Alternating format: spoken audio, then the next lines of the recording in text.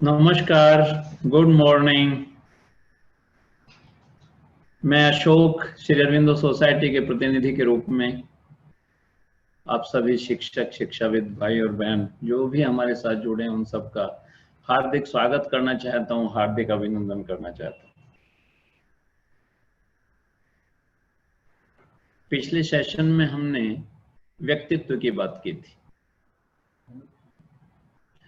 और हमने बताने का प्रयास किया था कि जो पर्सनैलिटी शब्द है इंग्लिश का, उसे आज तक जिस तरह से भी डिफाइन किया है लोगों ने, वो व्यक्तित्व जैसा विकास या व्यक्तित्व जैसा शब्द नहीं है पर्सनैलिटी। अर्थात हमने बताया था कि पर्सनैलिटी शब्द का अर्थ यह है कि हम कुछ ओढ़ लें ऐसा कि जैसा जो है हम अच्छे लगने लगे, हमें अच्छे दिखने लगे। लेकिन हमने बहुत सारे उदाहरण और बहुत सारे एग्जाम्पल दे के ये सिद्ध करने का प्रयास किया था कि किसी भी मनुष्य का जो व्यक्तित्व है वो इंटरनल महत्वपूर्ण है, एक्सटर्नल नहीं है। और हमने एक उदाहरण दिया था शिलाखंड का कि जो हिम शिलाखंड होती है जो समुद्र में तैरती है, उनका 10% हिस्सा ही दिखता है, 90% हिस्सा अंदर होता है। लेकिन उसका वजूद, उसका अस्तित्व वो केवल 10% से नहीं किया जा सकता, उसका वजूद तो पूरे से 100% से किया जा सकता है। हाँ, केवल 10% हिस्सा ही दिखाई देता है। और हमने आपसे वायदा किया था कि अगले सेशन में हम व्यक्तित्व विकास की बात आपके साथ करेंगे। आज हम व्यक्तित्व विकास की बात आपसे करना चाहते हैं। मैं व्यक्तित्व विकास की बात करूं उससे पहले विकास की बात करना चाहते हैं कि विकास का क्या अर्थ है। विकास का जो इंग्लिश में बोलते हैं डेवलपमेंट, आखिर विकास का अर्थ क्या है? विकास का क्या अर्थ है? विकास का क्या ये अर्थ है कि हम दूसरे जैसा बन जाएं? विकास का क्या अर्थ है कि हम दूसरे व्यक्तित्व को फॉलो करने लगे, हम कुछ ऐसा ओढ़ लें, ऐसा मुखौटा पहन लें कि हम कुछ और दिखाई देने लगे? अगर विकास का अर्थ यह है तो मैं आपको बता देना चाहता हूं कि हजारों साल पहले राम हुए थे तो उनके बाद बहुत सारे राम नहीं हुए।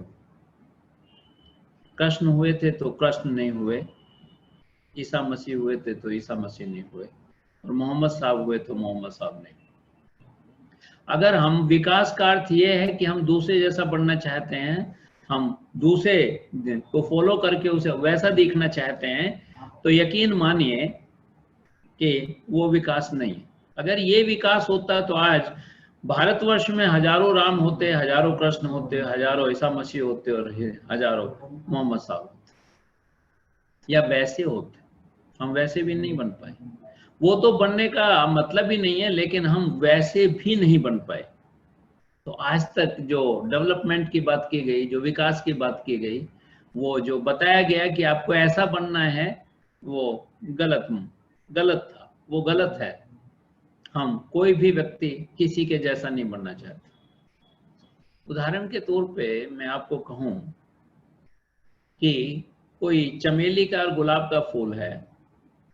अगर कोई चमेली के फूल से कहे कि तू गुलाब का फूल बन जा, गुलाब का फूल ज्यादा महकता है, तो चमेली का फूल गुलाब का फूल बन सकता है। अगर बनने का प्रयास भी करेगा तो वो ना चमेली का रहेगा ना गुलाब का रहेगा। वो एक ऐसा फूल बन जाएगा जो अपना अस्तित्व भी खो देगा और दूसरे के अस्तित्व को स्वीकार नहीं कर सकता। तो आज तक जो डेवलपमेंट की बात की गई, आज तक जो विकास की बात की गई, वो कुछ इस तरह के विकास की बात की गई कि आपको ऐसा बनना है, आपको इस तरह के गुण आप में दिखाई देने चाहिए। आपका विकास के आधार पर इस तरह की कुछ बातें आज तक कही गई। मैं सहमत हूं इस बात से।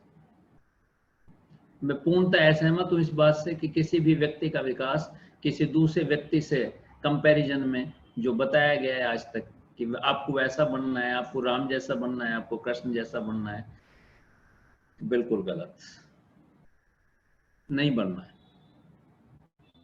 तो फिर विकास क्या है? विकास है कि आपका विकास होना चाहिए। आप जो कुछ हैं आज, कल उससे बेहतर होने चाहिए और परसों उससे बेहतर होने चाहिए।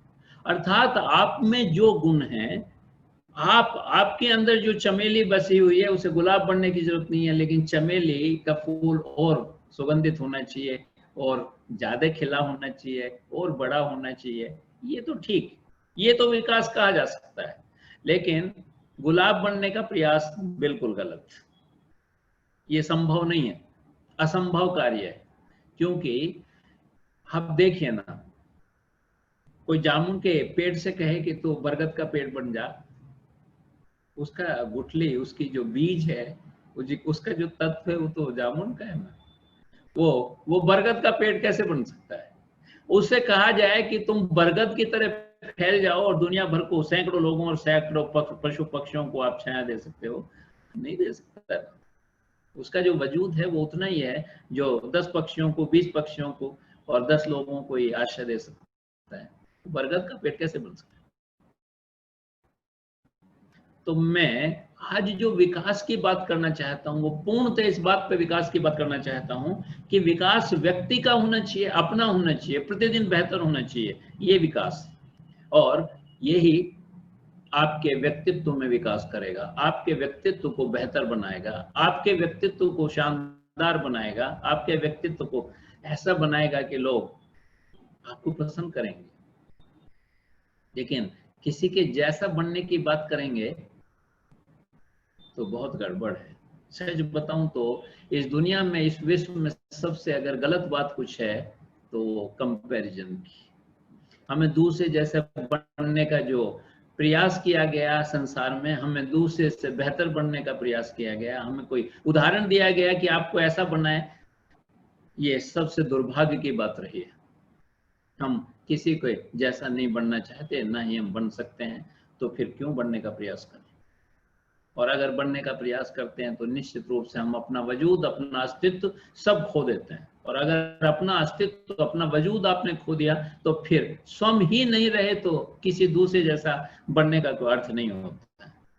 आपका अपना बीज, जो आपका अपना तत्व है, आपका जो अपना अस्तित्व है, अगर वो ही आपने खो दिया तो निश्चित रूप से आप स्वयं ही नहीं रहे तो दूसरे जैसा बनने का कोई अर्थ ही नहीं रह गया।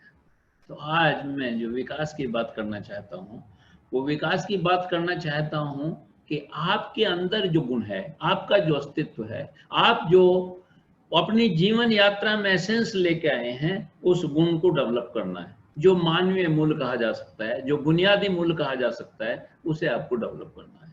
हमने इससे पहले सेशन में बहुत सारे लोगों के उदाहरण दिए, हमने बताया कि उनकी वेशभूषा बहुत सामान्य थी, उन्हें वो देखने में बहुत सामान्य थे, लेकिन आज इतिहास और पूरा विश्व उन्हें जानता है। वो केवल इस वक्त इसलिए जानता है कि उन्होंने अपना विकास किया, उन्होंने अपने विकास के आधार पर अपने व्यक्तित्व का निर्माण किया, और उसी व्यक्तित्व के निर्माण के आधार पर आज पूरा संसार और पूरी दुनिया उन्हें जानती है। उन्होंने किसी के जैसे बनने का प्रयास नहीं किया। हम नेक्स्ट सेशन में इस बात पर चर्चा करेंगे कि आज तक क्या शिक्षक करता रहा, क्या उचित था या अनुचित। इस पे बहुत गंभीर चर्चा हम करना चाहते हैं। आज हम उस पर चर्चा नहीं करेंगे, अन्यथा हम भटक जाएंगे। आज हम केवल व्यक्तित्व विकास की बात करना चाहते हैं। मैं कुछ उदाहरण आपको देना चाहता हूं। उस उदाहरण के आधार पे हम जानना चाहते हैं कि जब जो मनुष्य का व्यक्तित्व है, जो उसके मानवीय मूल्य हैं, जो उसके बुनियादी मूल्य हैं, जो उसके जीवन के साथ आए हैं, उनमें बहुत सारी चीजें हैं जिनमें बहुत सारे लोग ये महसूस करते हैं कि अगर हमें कुछ ऐसा प्राप्त कर लें, हम केवल एक जीवन के एक फैक्टर या एक मानवीय मूल्य पे, एक गुण पे अगर हम कंसंट्रेट करें तो हम शायद बहुत कुछ पा सकते हैं। जो आज हम दिखा रहे हैं वो सिंपली ये कुछ सिद्ध करने के लिए दिखा रहे हैं।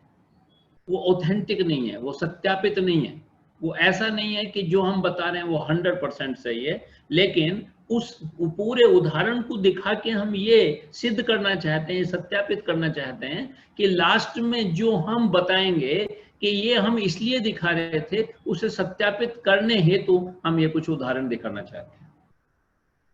जैसे इंग्लिश के अक्षर हैं A to Z, 26 अक्षर। अगर हम प्रत्येक अंक को उसके क्रम के हिसाब से, जैसे A को हम 1 नंबर दें और Z को हम 26 नंबर दें, और बीच के जितने भी अंक हैं, जितने भी अक्षर हैं, जितने भी वर्ड्स हैं, उन्हें उनके क्रम के हिसाब से नंबर देते चले जाएं, यानी कि 1 से 26 तक उनका मान रख दें, तो उसके हिसाब से हम ये मान लें कि उनका वजन वो है जो उसके नीचे लिखा है, जो हमने उसके क्रम के अनुसार उन्हें नंबर दिया है। उसके आधार पे हम आज कुछ बातें आपसे करना चाहते हैं। हम करना चाहते हैं कि बहुत सारे लोग ये कहते हैं, बहुत सारे आध्यात्मिक लोग वो कहते हैं कि जो लव है, जो प्यार है, वो हमें संपूर्ण जीवन बदल सकता है, संपूर्ण जीवन दे सकता है। वो कहते हैं कि जीवन में बहुत सारे आध्यात्मिक लोगों ने लिखा है कि जो स्नेह है, जो प्यार है, जो प्रेम है, वो ईश्वर को प्राप्त कर सकता है, वो दुनिया में सब कुछ प्राप्त कर सकता है। लेकिन इस एक्सरसाइज के अनुसार अगर हम लव को उस क्रम में रखें, LOV, और उसका जो वजन है, जो उस वजन को अगर हम लिखें, तो हम देखते हैं कि उसके वजन के हिसाब से L का जो वजन है, जो उसका क्रम है, वो 12, O का 15, V का 22 और E का 5, और इन सारे अंकों को अगर मिला दें तो 54% आता है। अर्थात जिस व्यक्ति ने ये एक्सरसाइज बनाई, उसका कहना यह है कि अगर हम प्यार को ही जीवन का आधार मान लें, हम प्यार को, स्नेह को, प्रेम को, लव को ही आधार मान लें कि इससे सब कुछ प्राप्त किया जा सकता है, तो वो ये कहना चाहता है, वो कहना चाहता है केवल 50%, 54% ही आप प्राप्त कर सकते हैं। अब बहुत सारे लोग भाग्यवादी होते हैं और वो कहते हैं कि सब भाग्य पे आधारित। बहुत सारे लोग हैं जो कहते हैं कि हम भाग्यवादी, और भाग्य के आधार पे हम कुछ प्राप्त कर सकते हैं, भाग्य ही सब कुछ हमें दिला सकता है। तो मैं ये दिखाना चाहता हूं कि जब हम लक की बात करते हैं और लक को इस तरह से डिफाइन करते हैं जिस तरह से हमने लव को डिफाइन किया, LUCK, लक, तो हम देखते हैं कि जो लक का जो वजन है, वो L का जो वजन है वो है 12, U का 21, C का 3 और K का 11। इस तरह से अगर हम सारे इन्हें मिला देते हैं तो ये 47%। अर्थात हम कहना चाहते हैं कि जो लोग भाग्यवादी हैं, जो ये महसूस करते हैं कि केवल और केवल लक के आधार पे सब कुछ प्राप्त किया जा सकता है, वो, मेरा कहना यह है कि वो केवल 47% ही प्राप्त कर सकते हैं। जो हम एक्सरसाइज कर रहे हैं उसके हिसाब से हम आपसे बात कर रहे हैं। इस एक्सरसाइज को सत्यापित नहीं मानना है, इसे ऑथेंटिक नहीं मानना है, ये जस्ट एक उदाहरण है। इस उदाहरण के तौर पे हम कुछ सत्यापित करने का प्रयास कर रहे हैं। कई बार हम बहुत सारे उदाहरण देते हैं कि जो मेन बात है, जो हम कहना चाहते हैं, हम उसे सत्यापित करना चाहते हैं, इसलिए कुछ उदाहरण दिए जाते हैं। बहुत सारी कहानियां हैं जो फैब्रिकेटेड होती हैं, जो बनाई जाती हैं, लेकिन उनका उद्देश्य है कि हम कुछ स्थापित करना चाहते हैं। इसी तरह ये एक्सरसाइज करा के हम भी कुछ स्थापित करना चाहते हैं, और क्या स्थापित करना चाहते हैं वो हम आपको बताएंगे। इस तरह लक में विश्वास करने वाला व्यक्ति, जो भाग्यवादी लोग हैं, वो केवल 47% ही सफलता प्राप्त कर सकते हैं, या वो जीवन में 47% ही प्राप्त कर सकते हैं। नेक्स्ट, अगर हम बहुत सारे लोग कहते हैं कि दुनिया में हार्ड वर्क ही सफलता की कुंजी है।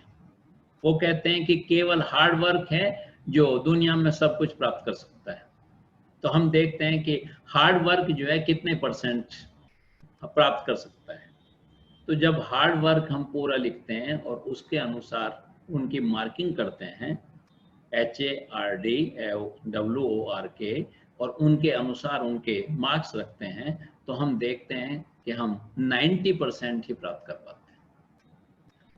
बहुत सारे लोग कहते हैं कि कुछ लोगों में अगर टैलेंट कम होता है, आफ्टर दैट वो टैलेंट कम होने के बावजूद भी हार्ड वर्क के आधार पे बहुत कुछ प्राप्त कर सकते हैं। मैं भी इस बात से सहमत हूं कि वो हार्ड वर्क के आधार पे बहुत कुछ प्राप्त कर सकते हैं। लेकिन इस एक्सरसाइज के अकॉर्डिंग जब हम देखते हैं कि हार्ड वर्क से हम क्या प्राप्त कर सकते हैं, तो हम 98% ही प्राप्त करते हैं। इसके अलावा हार्ड वर्क के अलावा जब दूसरे हम उस पे आते हैं, बहुत सारे लोग कहते हैं कि हार्ड वर्क अपनी जगह है, लेकिन अगर किसी व्यक्ति में नॉलेज नहीं है, किसी व्यक्ति में ज्ञान नहीं है, तो निश्चित रूप से वो हार्ड वर्क कितना भी करे लेकिन वो बहुत कुछ ज्यादा प्राप्त नहीं कर सकता। बहुत सारे वो उदाहरण देते हैं। वो कहते हैं कि एक मजदूर है जो सुबह से शाम तक बहुत मेहनत से काम करता है, पूरा हार्ड वर्क करता है, लेकिन वो जीवन में कितने परसेंट पाता है। अगर उसे नॉलेज होती तो निश्चित रूप से वो कुछ ज्यादा बेहतर प्राप्त कर सकता था, वो सुपरवाइजर बन सकता था, वो ठेकेदार बन सकता था, वो कुछ और बेहतर प्राप्त कर सकता था। तो उनका कहना यह है कि नॉलेज के आधार पे अगर हम काम करते हैं, नॉलेज के आधार पे हम नॉलेज को डेवलप करते हैं, तो निश्चित रूप से हम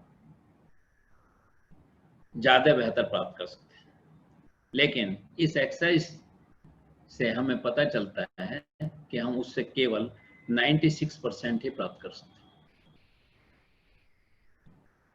तो अब नेक्स्ट जो है, बहुत सारे लोग कहते हैं कि इस दुनिया में अगर आपको सफलता प्राप्त करनी है, आपको सब कुछ प्राप्त करना है, तो धन एक ऐसी चीज है जिससे आप सब कुछ प्राप्त कर सकते हैं। मनी एक ऐसी चीज है जिससे आप सब कुछ प्राप्त कर सकते हो।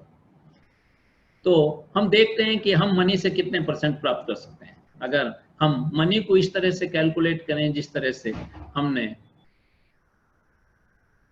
दूसरी सारी चीजों को कैलकुलेट किया है, तो हम देखते हैं कि मनी से जब हम मनी को हम कैलकुलेट करते हैं, तो वो केवल 72% ही हम प्राप्त कर सकते हैं। अर्थात हमारे पास अगर धन है, हमारे पास और कुछ नहीं है, केवल धन है, और धन है और इतना धन है कि हम सब कुछ कर सकते हैं। हम इस दृष्टिकोण से कि हम धन से सब कुछ प्राप्त कर सकते हैं, तो इस एक्सरसाइज के अनुसार केवल 72% ही आप सफलता प्राप्त कर सकते हैं।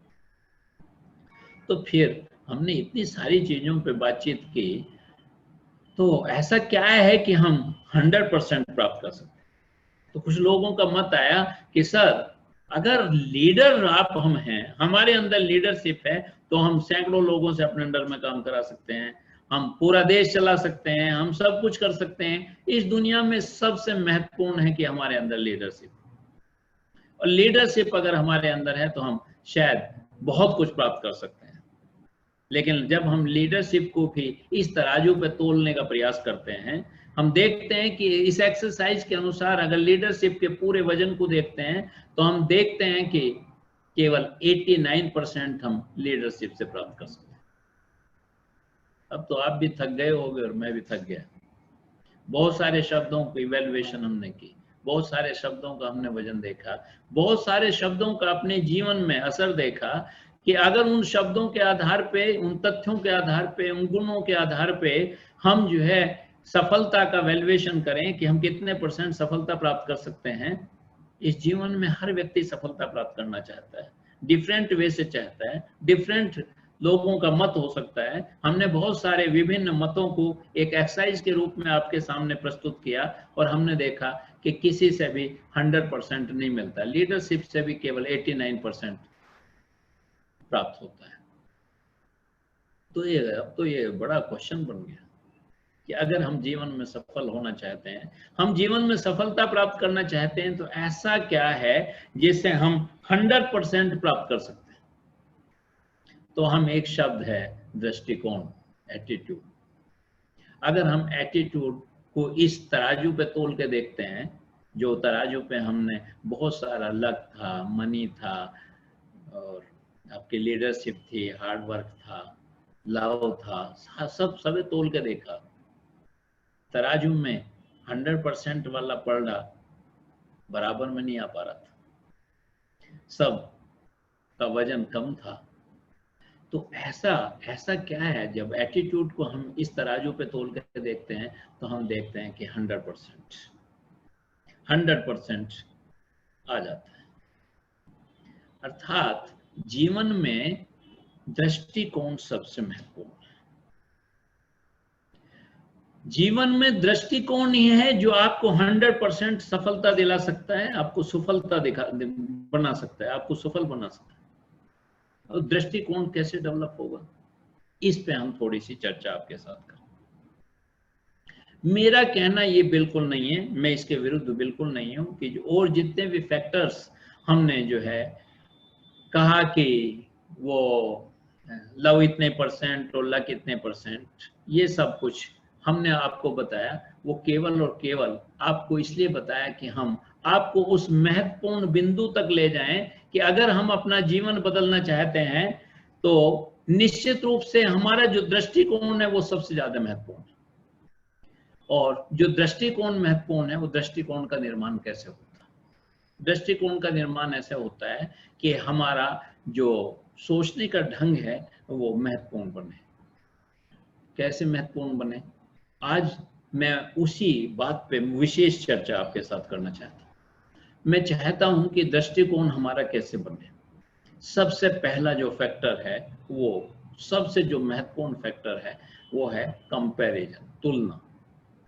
अगर हम किसी भी कीमत पे तुलनात्मक जीवन जीने का प्रयास करते हैं, या हमारी एजुकेशन या हमारी परवरिश हमें तुलनात्मक जीवन जीने के लिए बाध्य करती है या प्रेरित करती है, तो यकीन मानिए कि हम एक गलत दृष्टिकोण के साथ अपने जीवन को जी रहे हैं। किसी भी कीमत पर प्रतिस्पर्धात्मक जीवन नहीं होना चाहिए, तुलनात्मक जीवन नहीं होना चाहिए, तुलना के साथ हमारे साथ कोई लक्ष्य निर्धारित नहीं होने चाहिए। वो व्यक्ति अपने में संपूर्ण है, अपने में परिपूर्ण है। हमने अपने एक पहले सेशन में भी एक बात कही थी जो आज हम रिपीट करना चाहते हैं कि प्रतिस्पर्धा नहीं, अनुस्पर्धा होनी चाहिए। प्रतिस्पर्धा ही है जो हमें गर्त में डाल रही है, प्रतिस्पर्धा ही है जो हमारे जीवन का पतन कर रही है, प्रतिस्पर्धा ही है जिसने आज पूरे संसार को मुहा ला के बैठा दिया है, जहां जीवन और मरण का प्रश्न है। आज जो एक नंबर की भावना है, वो चाहे देश हो, चाहे वो व्यक्ति हो, चाहे वो समाज हो, सब लोग एक दूसरे को धकेल के नीचे डालना चाहते हैं और खुद आगे बढ़ना चाहते हैं। आज पूरे विश्व में, आप अगर विश्व में देशों की बात करेंगे तो आज पूरा जितना भी 7.5 करोड़ जितना भी मनुष्य है, उसे मारने के लिए हथियार हमारे पास, एक भी व्यक्ति इस पृथ्वी पर नहीं बचे। आखिर इतने हथियारों की आवश्यकता क्या थी? केवल और केवल प्रतिस्पर्धा के कारण, केवल और केवल इस प्रतिस्पर्धा ने इतने परमाणु बमों का निर्माण कर डाला कि उससे कुछ ही घंटों में पूरे वनस्पति, पूरे जीव और पूरा मनुष्य जाति नष्ट किया जा सकता है, केवल और केवल एक नंबर पर आने के लिए। ये प्रतिस्पर्धा का ही भाव कहां से पैदा हुआ? ये पैदा हुआ हमारी एजुकेशन से, ये पैदा हुआ हमारी परवरिश से। हमें पैदा नहीं हुए कि केवल और केवल एक नंबर पर आने की बात सिखाई गई, हमारे ब्लड में उतार दी गई, हमारे मन में उतार दी गई, हमारे हृदय में उतार दी गई, तुम्हें एक नंबर पर रहना है। और जब व्यक्ति के मन में ये भाव उतार दिया गया तो निश्चित रूप से फिर समाज के मन में, उस जाति के मन में, उस देश के मन में सब एक नंबर की बात करते हैं, मुझे फर्स्ट आना है। और अगर मुझे ही फर्स्ट आना है तो निश्चित रूप से तभी फर्स्ट आ सकते हो, तभी प्रथम आ सकते हो जब दूसरे को धकेल के 2 नंबर पे डालो। और ये प्रतिस्पर्धा देशों तक जा पहुंची और तमाम देश उस स्थिति में जा पहुंचे जहां पूरी मानव जाति का सर्वनाश किया जा सकता है इस एक नंबर के कारण। मेरा मत ये है, श्री अरविंद का मत ये था, श्री अरविंद सोसाइटी का मत ये है कि हमारी एजुकेशन से, हमारी परवरिश से प्रतिस्पर्धा निकलनी चाहिए। प्रतिस्पर्धा करनी है तो केवल अपने से कीजिए, प्रतिस्पर्धा करनी है तो अपना दृष्टिकोण कीजिए, अपना विकास कीजिए। अगर हम अपने प्रतिस्पर्धा अपने से करते हैं तो हम प्रतिदिन बेहतर हो सकते हैं। और सच बात तो यह है कि जैसा मैंने आज उदाहरण दिया सुबह भी, कि चमेली के फूल को गुलाब नहीं बनाया जा सकता और जामुन के पेड़ को बरगद नहीं बनाया जा सकता। इसलिए मनुष्य जो भी है उसका अपना एक बीज है, उसका अपना एक अस्तित्व है, एक अपनी सोच है, अपना एक दृष्टिकोण है, उसे डेवलप करने का प्रयास किया जा सकता है और बेहतर बनाने का प्रयास किया जा सकता है, लेकिन किसी दूसरे जैसे बनाने का प्रयास नहीं किया जा सकता। तो जितने भी आज हमने फैक्टर, चाहे वो धन का फैक्टर है, चाहे लक का है या लव का है, वो तमाम वो चीजें हैं कि हमारे जीवन में सब जरूरी है, सब आवश्यक है। लेकिन जब भी कोई व्यक्ति वहां प्रतिस्पर्धा की बात करता है कि मैं धन से सारी जीवन बहुत बेहतर जी सकता हूं, मैं एक बेहतर जीवन जी सकता हूं, मैं सफलता प्राप्त कर सकता हूं, मैं सुखद जी सकता हूं, मैं शांतिपूर्ण जी सकता हूं, संभव नहीं है, असंभव है। इसी तरह चाहे कोई भाग्य की बात करे, चाहे प्रेम की बात करे, या हार्ड वर्क की बात करे, या किसी और की नॉलेज की बात करे, लेकिन इन सब की आवश्यकता है हमारे जीवन, इन सब की आवश्यकता है, सब डेवलप होने चाहिए। और वो डेवलपमेंट होना चाहिए जो भी हमारे पास है। अगर प्रेम करने की भावना हमारे पास है तो प्रतिदिन डेवलप होनी चाहिए, हमारी भावना डेवलप होनी चाहिए। मैं नहीं कह रहा कि केवल प्रेम से आप 100% सब कुछ पा सकते हो, ईश्वर को पा सकते हो, सफलता पा सकते हो। हाँ, ईश्वर को तो पा सकते हो। बहुत सारे लोग हैं जिन्होंने भक्ति के आधार पे ईश्वर को प्राप्त किया है, इस प्रकृति के रहस्य को जानना है, इस समष्टि के रहस्य को जानना है। लेकिन संसार में केवल धन के आधार पर सब कुछ आप प्राप्त कर लें, संभव नहीं है। नॉलेज के आधार पर सब कुछ प्राप्त कर लें, संभव नहीं है। और केवल एक लीडर बनने के आधार पर सब कुछ प्राप्त कर लें, ये भी संभव नहीं है। बिना मेहनत किए प्राप्त कर लें, ये भी संभव नहीं है। अर्थात ये जितने भी फैक्टर और बहुत सारे फैक्टर जो आज डिस्कस नहीं हुए लेकिन हमारे मानवीय मूल्यों में हैं, उन सब का डेवलपमेंट हमारे हिसाब से होना चाहिए। हम जो आज हैं, कल उसमें कुछ बेहतर होना चाहिए। वो कोई भी फैक्टर हो, उसमें हम अनुस्पर्धा करें, हम प्रतिदिन अपने को बेहतर करने का प्रयास करें, तभी एक दृष्टिकोण डेवलप हो सकता है, एक दृष्टिकोण डेवलप हो सकता है चीजों को परखने का। जब तक हम प्रतिस्पर्धा की भावना रखेंगे, तब तक हम दूसरे से तुलनात्मक अपने जीवन को नापते रहेंगे। यकीन मानिए,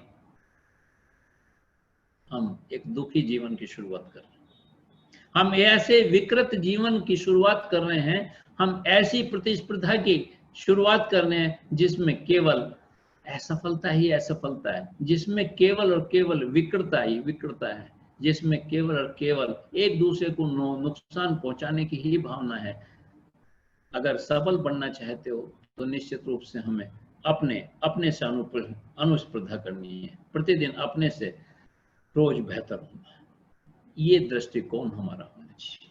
और जब हम अपने से ही प्रतिस्पर्धा करेंगे, हम जब अपने से ही तुलना करेंगे और रोज प्रतिदिन अपने को बेहतर करने का प्रयास करेंगे, तो मेरा ये दावा है, मेरा ये सोचना है, मेरा कहना है ये कि निश्चित रूप से हम एक ऐसा दृष्टिकोण डेवलप करेंगे जिसमें हम मानव को मानव समझ सकेंगे। और जो व्यक्तित्व विकास की बात है, असली व्यक्ति के तत्व का विकास, यानी कि व्यक्ति में जो तत्व है, जो मानवीय मूल्य हैं, उनका विकास नहीं जो बाहर हमें दिखाई देते हैं, जो हम दूसरों के अंदर कुछ देखते हैं और वैसा बनने का प्रयास करते हैं, उन सब का विकास व्यक्तित्व विकास नहीं कहा जा सकता। व्यक्तित्व विकास तो यह है कि व्यक्ति में जो तत्व है उसका विकास करना है, हम में जो अंतर्निहित है उसका विकास करना है, हमें जो ईश्वर ने दिया है, जो हमारी जीवन यात्रा से हमें प्राप्त हुआ है, जो एसेंस प्राप्त हुआ है, उसे और बेहतर करना है, और बेहतर करना है। ये दृष्टिकोण हमारा होना चाहिए। यही दृष्टिकोण हमें सफलता तक और सुफलता तक पहुंचाने का प्रयास करेगा। सफलता और सफलता को मैंने एक दिन डिफाइन किया था, लेकिन चंद शब्दों में फिर भी मैं बता देना चाहता हूं कि सफलता वो है जो दुनिया अपनी नजरों से देखती है। जो दुनिया अपनी नजरों से देखती है, सफलता को परिभाषित करती है, शायद उसी परिभाषा में आपको फिट करना चाहती है। आपके पास धन हो, आपके पास गाड़ी हो, बंगला हो, आपके पास पावर हो, ये सब सफलता वो मानती है। दुनिया की ये डेफिनेशन है। वो भी तभी प्राप्त कर सकते हो जब आपका दृष्टिकोण बदले, स्वयं के विकास के लिए बदले। और सफलता की बात यह है कि आप वो सब प्राप्त करो जिससे आपको शांति मिलती हो, जिससे आपको संतुष्टि मिलती हो। आपको एक ऐसे जीवन की कामना कर सकते हो, ऐसे जीवन की कल्पना कर सकते हो जिसमें हम एक संतुष्ट जीवन जी सकते हैं। तो एक वो सफलता है। अब आपके हाथ में है कि आप केवल सफल होना चाहते हो या सफल होना चाहते हो। लेकिन मेरा मानना यह है कि जो अनुस्पर्धा करते हैं, जो रोज अपने से स्पर्धा करते हैं, जो रोज बेहतर बनना चाहते हैं, वो निश्चित रूप से एक सफल व्यक्ति एक दिन बन सकते हैं। और जो सफलता की दौड़ में जो दूसरों से तुलना करते हैं, जो दूसरों से प्रतिस्पर्धा करते हैं, जो दूसरे जैसा बनना चाहते हैं, वो सामाजिक सफलता के मापदंडों पे खरा उतरने के बावजूद भी कभी एक शांत और स्वस्थ जीवन नहीं जी सकते हैं, एक सफल जीवन नहीं जी सकते हैं। और मनुष्य का उद्देश्य केवल और केवल एक सफल जीवन का है, एक संतुष्ट जीवन जीने का है।